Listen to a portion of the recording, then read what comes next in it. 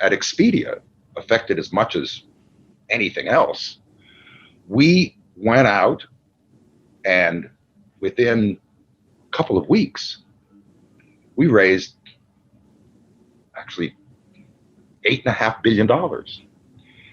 Because what we said is we need to project beyond anybody's rational length of time for this, that this company is going to survive.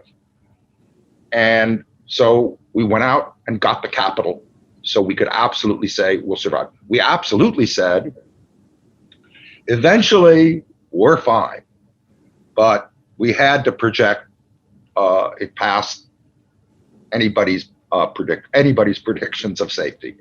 We did that on one side. On the other side, we said, okay, now what are the opportunities? In our other main enterprise, which is well capitalized, didn't have, the internet company didn't have any of the issues of constraint, et cetera.